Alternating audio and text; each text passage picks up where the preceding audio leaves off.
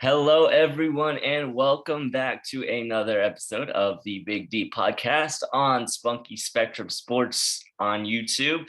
I am Alex, and as always, I have my good friend Dylan with me today. Everyone, remember, make sure to like, subscribe, all the fun things with the YouTube videos. Dylan makes great content. He is pumping it out all the time. He's making new videos, got really solid interviews every week and multiple times a week. And definitely make sure to watch those videos, subscribe to his channel, and like his videos for more content. But and also if you are more on the audio side, you can tune in on Spotify and right. Apple iTunes. For all you Spotify and Apple viewers, and trust me, it seems like everybody's got a Spotify account nowadays. Please give the Big D podcast a listen. Absolutely. Got it on all the streaming services, so there's no excuses. If you don't want to see our ugly faces, you can listen on Spotify. If you don't think we're so ugly, just watch on YouTube. But no. We're not on TikTok, but I have no idea what TikTok is. Yeah, we don't need to be on TikTok. I think we're good. I think we're good here. But when you get this started, you ready to get this started? Wait a minute. You mean our crappy football teams yesterday? Yeah. So speaking of, week 2 was not a very watchable weekend when it comes to the fans of our favorite sports NFL teams. Jacksonville had a tough battle with Denver. Special teams touchdown helped them out, but not enough. 23-13. The Broncos went away with that one. And my Miami Dolphins, my Tua-less poor guy, 35-0 against Josh Allen and the Buffalo Bills. I have a smile on my face right now, and I really don't know why, because that was probably the most miserable football game I've watched in my entire life. I mean, be honest, I thought Miami came into that game with a chance to win, and then that game was over in the first quarter, and when I saw Tua leave the game, I'm like, oh no, here we go again. Yeah, it sucks. The offensive line sucks. The Dolphins sucked yesterday. Everyone involved and in coordinates with the Miami Dolphins were just a heaping pile of garbage yesterday. The offensive line, I mean, I don't understand how they're going to play Tampa Bay with that defensive line in a couple weeks with the blockers that Tua, Jacoby Brissett, Reed Sinnett, whoever is our quarterback by the time we get there. I mean, if the offensive line keeps playing like this, we're going to have to be calling Kaepernick or something, because it's been the history of my life as a Dolphins fan, knowing that our offensive line is terrible. Our offensive line has been terrible my entire life. But seeing how terrible it was yesterday, after countless draft picks spent on fixing the offensive line, it just makes me sad. It just makes me sad. I mean, it was just a horrific display of just letting grown men walk right past you and injure your starting quarterback. So let's see, not 1, not 2, not 3, not 4, not 5, but 6 times the Bills sacked your quarterback. Yeah, and many more times than that, the quarterback, Jacoby Brissett in particular, got the ball away half a second before getting drilled and throws it into the ground or out of the field of play. I mean, it's just their defensive lines. The defensive linemen may as well started at a running back position, because they were in our backfield the entire game. I mean, it just, yeah. And as bad as the offense, the crazy thing about it is, as bad as the offensive line played yesterday, the Miami Dolphins were in the red zone countless times.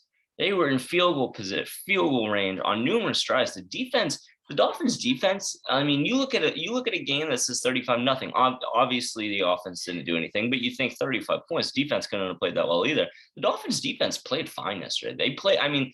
Buffalo had, I think, 4 drives in a row without scoring early in that game. We were still multiple scores down, but I mean, if the defense gives you 4 opportunities down 2 or 3 touchdowns and you can't put a single point on the board, I mean, the defense didn't play great. They had their breakdowns, they had some bad plays, but they kept Miami that it could have been 35-0 at halftime, and the defense fortunately saved that from happening, but the offense just was nowhere to be found. Was it just one of those games where like nothing went right, whether it be offense or defense? Because usually when you think Miami, not true. Miami has struggled with Buffalo the last couple of years, particularly with Josh Allen. If you remember week 17 last year, hello to your mom, but I saw your mother photobombing. But if you think back to week 17 last year, Buffalo made mincemeat in Miami, and yesterday was more of the same. Yeah, I mean, that's the biggest thing Dolphins fans were thinking about before kickoff yesterday is last time we saw this team playoff spot on the line, winning you're in the playoffs, and you let Buffalo put up a 50 burger on you. Can't let that happen again. Well, they didn't put up 50, but we didn't put up anything. So it didn't, I mean, it's just, credit to Josh Allen, credit to the Bills as much as I hate saying it. I know I was never, in the AFC East has always been, I hate the Patriots and the Jets are just annoying. But the Bills were never really I never really cared about the Bills because the Bills were kind of the same as the Dolphins for my entire childhood, practically. I mean, we were just the bottom dwellers of the division. Like we'd have a couple decent seasons, but never really had any chance of doing anything. But now the Bills are starting to piss me off. But, I mean, it's just their fans are very passionate and they got a good football team. And it's just frustrating to think that the Dolphins are turning things around and taking steps in the right direction. The dynasty powerhouse of New England is finally, it's different at least. I mean, I'm not going to say New England's gone because they're still a decent football team. Thankfully, we took care of them last week, but, they're still there. But having a new AFC conference favorite in our division is just frustrating. Yeah, to me, the one big gap between Buffalo and Miami is that quarterback. You got one of the top 5 passes in Josh Allen, and we don't know what Tua is because A, it seems like Tua is damaged goods. B, he can't throw the ball down the field, and C, every time he throws the ball down the field, he's at risk of sustaining some kind of an injury. Yeah, I mean, frustrating. I mean, the quarterback, you're 100% right. The quarterback play is what the difference is between these two teams. I'd say consistency, just general consistency is another thing that puts Buffalo ahead of Miami because, I mean, although they did lose week 1, it's first week of the season. You don't really have current film to study about any of these teams. So, a lot of crazy stuff can happen in week 1. But, and the Steelers, I mean, you look at the Steelers last year, they had such a hot start at the beginning of the year and then just completely fell to pieces at the second half of the year. So I think the Pittsburgh Steelers, especially with Mike Tomlin at the head, they are probably a pretty determined football team, although losing to Vegas this week probably disputes that a little bit. But, like I said, anything can happen week 1, but I mean, Buffalo, it's they're here to go to a Super Bowl. I mean, if any Buffalo, I mean, all Buffalo Bills expectations have to be Super Bowl this year, and it's just it's with Tua, we're gonna see how he recovers from this. Obviously, I mean, when he had his hip injury coming out of Alabama, he had, as they said, one of the fastest recoveries to that injury that the football doctors had seen. And, we'll see how he handles coming back from this, how quick he can get back and how he looks after that. But he's definitely going to have to make some plays and silence the doubters. And he's the only one who can do it. Yeah, you forgot the number 1 statement. Nobody circles the wagons like the Buffalo Bills, especially against the Miami Dolphins. All right, Chris Berman. Hey, by the way, I actually met Chris Berman a couple years ago in Naples. Did you? That's That's a fun one to meet. Yep, Boomer and I met. That's impressive. And I've always been a big fan of his. And Just Ashley, you know what? He thought I was named after Bob Dylan. oh really? Is that not the case? No. All right. Heard it here first. Dylan is not named after Bob Dylan, and now Boomer knows it. So there you go. Okay, But no. Oh no, don't tell me. Don't tell me. No, no. I don't know. I don't know what you're thinking. I was just gonna start. Oh, maybe you do know. Let's stop talking about my misery for a little bit. Let's shift the focus to your misery for a little bit. Jacksonville 0-2. Trevor Lawrence, rookie. I think that's probably a good way to just describe him right there. He's a rookie. What are your thoughts? What are your thoughts after week 2? Well, at least the Jaguars started well. I mean, that great touchdown drive for Lawrence found Mulvin Jones touchdown. I mean, it looked like Jacksonville started well, but then we found out how good the Broncos really are, and they're really good on Yeah, both sides of the ball. I mean, that was 23-13, but really, the game wasn't even that close. I mean, Denver more than doubled Jacksonville total yardage. I mean, Jacksonville biggest play of the day was a 102-yard kickoff returned by Agnew. yeah, But again, I mean, Trevor Lawrence is a rookie. I knew the start would be very ugly. I mean, 2 more picks yesterday won't help. But I mean, I've got less concern about Trevor than I do about the rest of the team. I mean, yeah, the offensive line could be better. I mean, of course, you're going to face. Actually, Jacksonville sacked Bridgewater more than Denver sacked Lawrence yesterday, which stunned me. But especially with Von Miller and Bradley Chubb playing for the first time in a couple of years. But the big problem that I'm seeing with Jacksonville right now is that we cannot run the freaking ball. yep. I mean, James Robinson, I'm sorry, James Robinson fantasy football owners, because he's been a bum.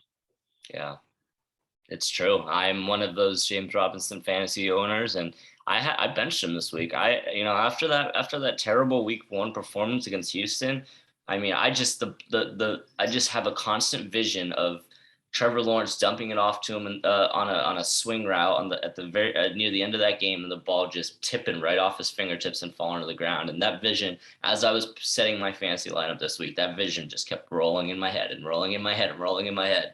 And I look at this Bradley Chubb, Von Miller defense of Denver, and there was no way there's no chance that James Robinson was starting for me in fantasy this week. But yeah, as you were talking about that, I was looking at the team stats. The run game is, I mean, obviously Trevor Lawrence going 14 of 33 isn't what you want out of your starting quarterback, but James Robinson getting 47 yards on 11 carries probably isn't quite what you're looking for either. And true. Part of the lack of running game is the fact that Jaguars are falling behind, which means you're throwing the ball, Right. and the running back's not being involved. And you know what happens with the running back's not being involved? You open yourself up for mistakes. Yeah, exactly. I mean, Trevor Lawrence had almost half the rushing yards that James Robinson had on 2 carries. I mean, I know he's a mobile guy, but you got to be expecting more out of your running backs. And like you said, obviously you go down, the run game kind of gets put into the back of your mind, whereas you need to make plays happen. You're trying to get down the field, you're trying to get at the end zone as quick as you can. But you still have to have an effective run game to be able to pass the ball, because if you can't run the football, then the defenses aren't going to concern themselves with you running the football, and they're just going to, focus on shutting your quarterback down, which is what Denver did yesterday. So, you definitely, I mean, here's a question for you. How much do you think this Jaguars team would be different, if any, significantly better, or, better, but, probably not much of a difference, if Travis Etienne was healthy and playing for you guys?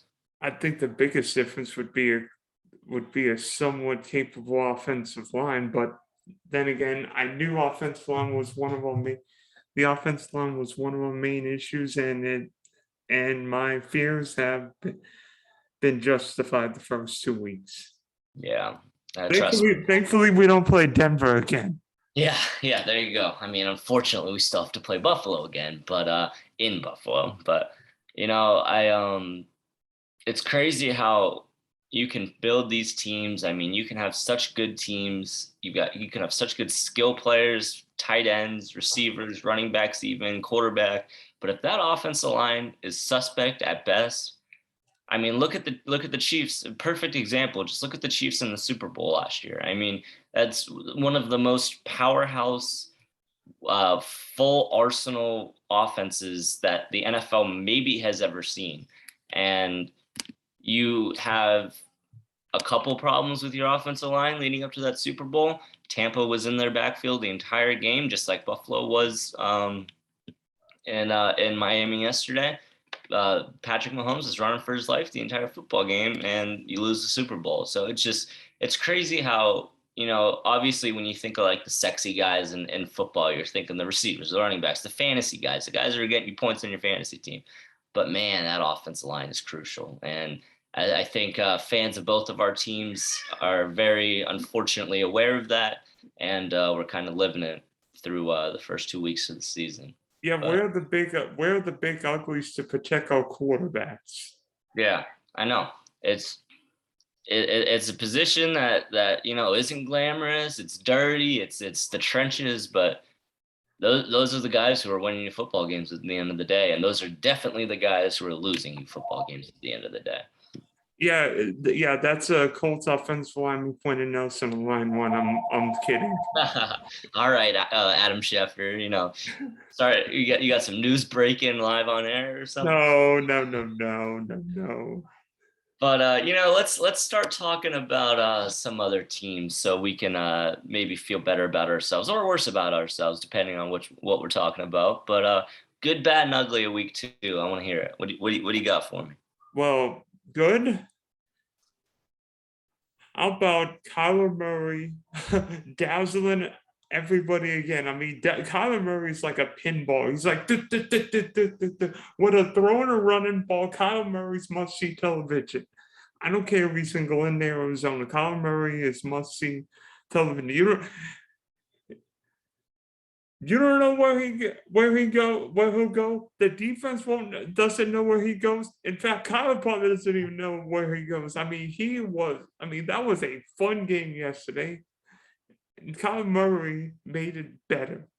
Yeah, I mean he's one of the most exciting football players in the NFL right now. I mean, just watching him elude these rushers and just put the ball on a dime. I mean, obviously, throw into. I think the Arizona Cardinals getting DeAndre Hopkins might have been one of the greatest transactions in recent history, because with a quarterback like Kyler Murray, I mean, he's so mobile, he's so elusive and just able to keep plays alive and make plays happen, which is what, I mean, that's all you can ask for at that position is extend drives, like have long, lengthy drives, get down the field and score points. That's exactly what he's doing for Arizona, and having a guy like DeAndre Hopkins running routes for him definitely does not hurt his cause. But definitely a big plus on Kyler Murray. He's definitely going to be one of those quarterbacks that I think we'll be watching for a long time.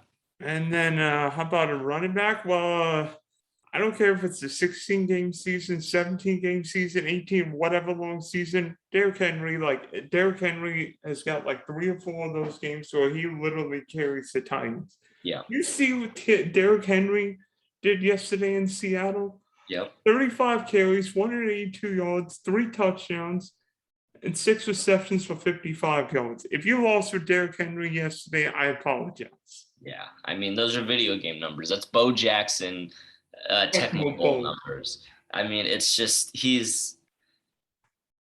how do you stop him? I don't know how you stop Derrick Henry. You don't. You just hope that you could score more points than I mean, the Tennessee Titans, it's just Tannehill is what he is. He's not a superstar, but he's not. He can get the ball downfield, hit his guys, and hand the ball off to Derrick Henry, which is the most important part of his job. But the Tennessee Titans obviously had a disappointing week one. Come into a led by Kyler Murray, as we were just talking about. But coming into week two with an uphill battle. I mean, Vegas had them at 6.5 point dogs. That was a spread. I was a big fan of this week because I like Tennessee this year. I think Tannehill is is good enough for what that team needs. Obviously, if Julio Jones can stay healthy through the year, the combo with him and AJ Brown is one of the best. Is at least talent wise one of the best wide receiver duos in the NFL, in my opinion. And then you add King Henry in the backfield. I mean, they've got all the makings for a good playoff run this year. And Derrick Henry himself, I mean, I don't know what else you can say about him other than how do you stop this man? And I don't know how anyone's going to figure it out because he's one of the most overpowered running backs that I've seen in a very long time. I mean, he's like a tank. Yeah, literally. I mean, he's like an M1 Abrams tank on the battlefield. It's just so funny watching safeties try and just fly at him and him just shrug you off and keep going. I mean, gosh. And then how about a wide receiver performance yesterday? Well, let's see. 9 catches, 160 yards, and 2 touchdowns. Would you take that out of Cooper Kupp any day of the week? I would take that any day of the week. I mean, actually, that's shortchanged him 3 yards, 163 yards. 163 yards, yep. I mean, you're talking fantasy. That's a guy you want on your fantasy team right there. I mean, talking about offseason acquisitions that are really helping your team. I mean, I love Matt Stafford with the LA Rams. I just think I think that's a fun football team. I think Cooper Kupp is if you're in a PPR fantasy league and you have Cooper Kupp, you're going to be having a lot of fun weeks this season. And it's that they're another really fun football team that I think can go a long way this year. And Cooper Kupp's going to be going to play a big part of that, a big reason why that happens. All right. Well, enough with all the fun stuff. Let's get all the bad and ugly performances yesterday. Well, I don't know if you saw Zach Wilson against the Patriots yesterday, but that was ugly. How many interceptions did Zach Wilson throw yesterday? 4 of them? Was it? I mean, it sounded like a Trevor Lawrence week 1 performance from But Zach Wilson did throw 4 interceptions, 19 of 33, 210 yards, 6.4 average with 4 picks and 4 sacks on the day. So that's probably not what you're hoping to see out of Jets fans, if you're a Jets fan, especially in a game against a division rival. But so you're putting that in the bad category or the ugly category? Bad and ugly. Bad and ugly. I think that pretty much sums it up. Okay. Let's see what you have up to bad and ugly category. Bad and ugly, I'm going to say, if you're thinking of the same guy I am, I'm leaving. Oh, the same guy you are, huh? Well, Greg Zuerlein tried to make Greg Zuerlein tried to make a claim on the bad and ugly train week 2, but he saved himself. He saved himself at the end of that game for the Cowboys. I'm gonna say, all I can think about is the Dolphins and the Jaguars right now for bad and ugly. But how about? I mean, the Philadelphia Eagles only putting up 11 points against the 49ers. I know the 49ers are a good football team, but yeah, I know you in particular are all in on Jalen Hurts this week. And, guess that the pieces didn't quite fall into place for the Philadelphia Eagles. I mean, well, how did that game? Jalen Hurts completed 12 passes, 190 yards. At least he didn't throw a pick, but he didn't throw any touchdowns either. So also I mean, he had a good day running the ball. He had 82 rushing yards, but with the touchdown. But I mean, we've seen these mobile quarterbacks, and a mobile quarterback is great until the point where you got to be completing your passes at the end of the day, and only completing 12 passes in a football game probably is not going to help you win that game. So I would just say I wouldn't even necessarily put that as ugly. I'm just going to put that as bad because it's it was an opportunity to beat a good football team and go 2-0 for the Philadelphia Eagles, and couldn't quite get it done. Oh, I've got one. Does anybody remember what Amari Cooper did opening night against the Tampa Bay Bucks? Because I don't remember. Yeah, he my fantasy team remembers, and he put up 40 plus points. And did you see how many you put up yesterday? Much less than that. Yeah. 3 catches for 24 yards. In the game I wanted to see more than any other, it was talk about an ugly game. That might have been one of the ugliest games I've ever seen. There were penalties, turnovers, coaches taking an hour before calling timeouts. I'm like, what in the world is this game? I'm like, this game should end in a tie. Yeah, honestly. I mean, it's like you said, that should have been one of the most exciting games on the docket this weekend. I mean, we have the Chargers, Justin Herbert, they came out good in week 1. Obviously, the Cowboys, even though they lost to Tampa week 1, they played great. Dak looked like he was back. This was calling for an offensive shootout, high points, good execution. I mean, these are 2 football teams that have had some controversy in the past in the recent history, but seems like they should be making that final push to really step things up this year. And just kind of disappointing from both sides of the ball or for both teams in that game. So I definitely, and the referees. I mean, I was talking to you while we were watching some of those games last night, and I mean, just some of the ridiculous referee decision yesterday. Just we can put refs. I think we should put kickers and refs in the ugly category for this week, because I mean, Minnesota missing the last second field goal at the death.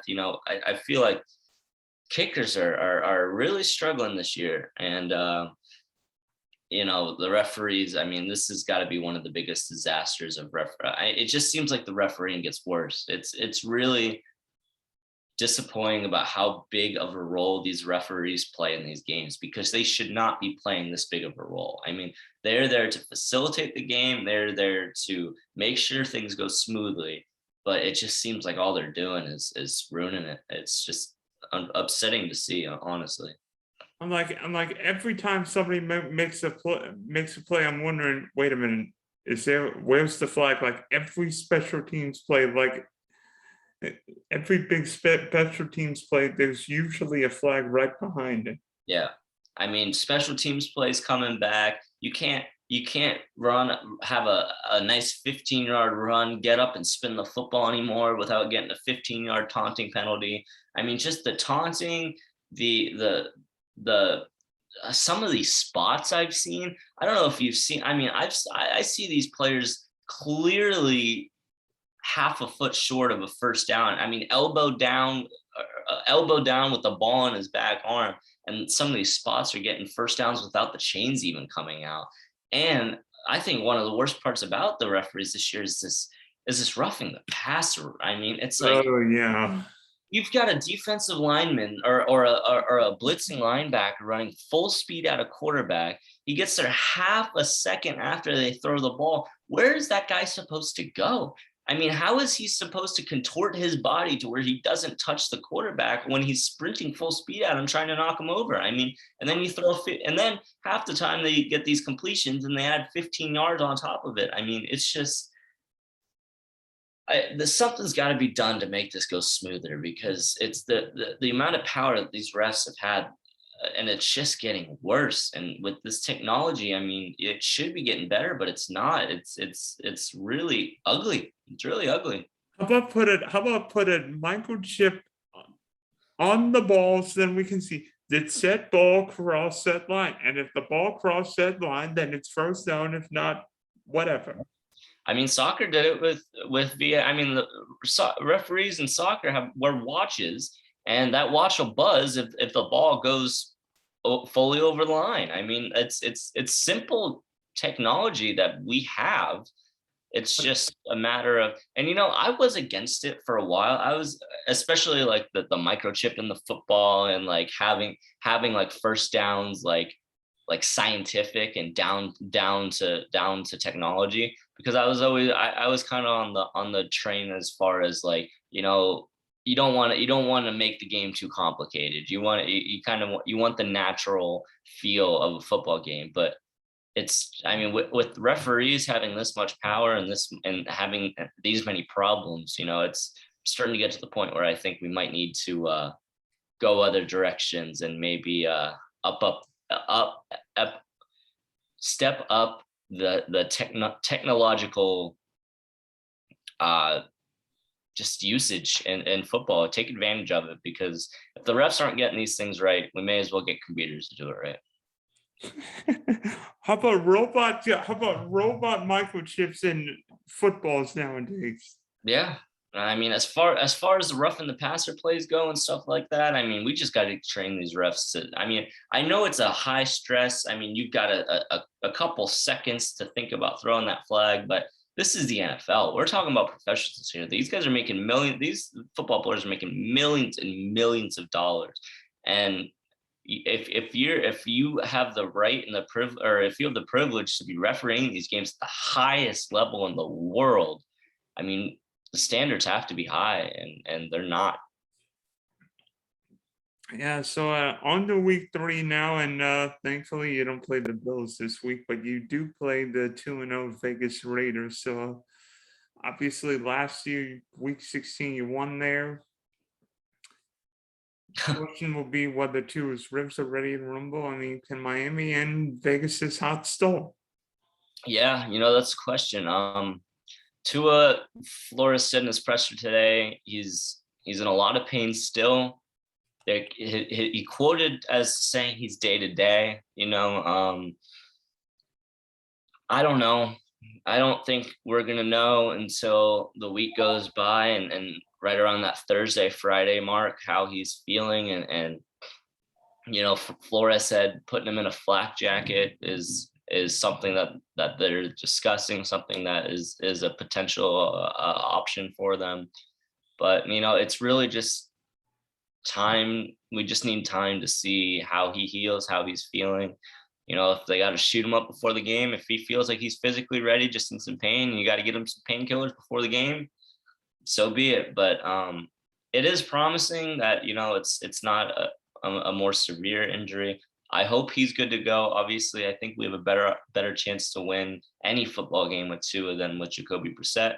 But it's just a matter of his pain tolerance and just how he feels leading up to that game. But a credit to Vegas, they've been playing some good football. Played without Josh Jacobs this week, and they didn't really need him.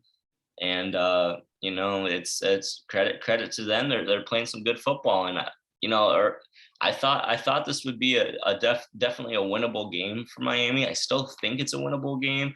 Obviously, a lot of that's riding on the quarterback position, but I think Miami's got a shot here. Just depends on if they can put the right pieces together. Yeah, yeah, the Las Vegas Raiders are leading the AFC North 2-0 against the Ravens and Steelers. Yeah. And then last but not least, guess who's coming to Jacksonville this weekend?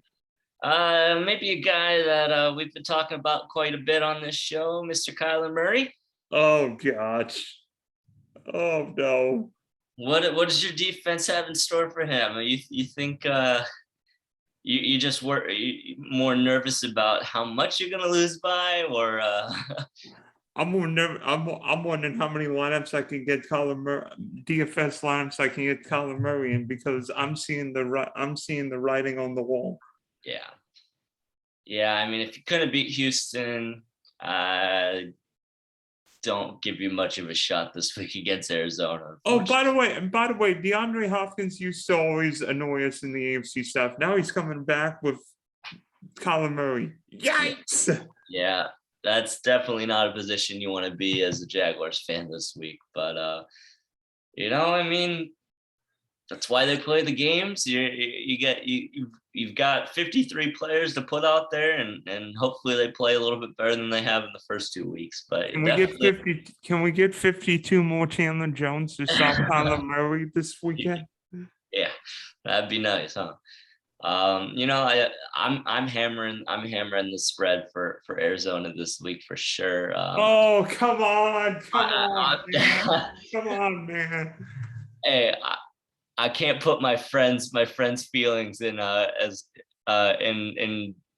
while I'm making my sports bets, but I definitely, I don't know what the spread's gonna be for that game. I mean, probably I wouldn't be surprised if I see Arizona favored by double digits. Where's that game? In Jacksonville. Well, you get 3 points there, but I mean, tell me anything single digits, and I'm throwing a bet in right now. I'll tell you what. Wait a minute, hold on. I might be able to tell you. Gotta get our stat guy in on it. Yeah. Let me see if I can. NFL. Wait. Yeah, this is gonna be fun. What are you guessing the line will be? I'm thinking for some reason 12 is popping into my head. Oh God. 7.5. 7.5. 7.5.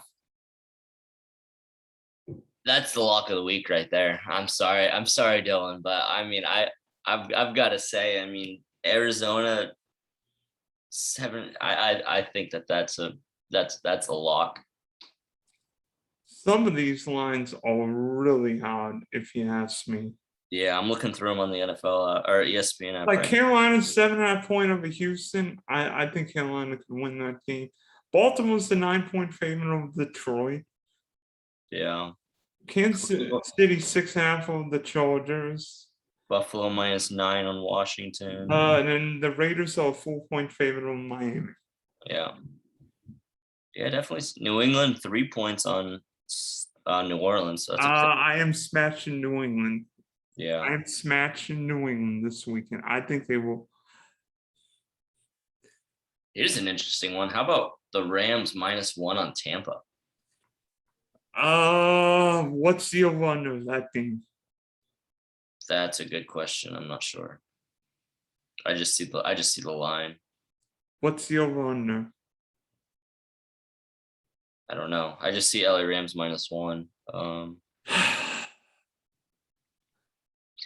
Tell me the health of Tampa's cornerbacks, and that makes all the difference. Yeah.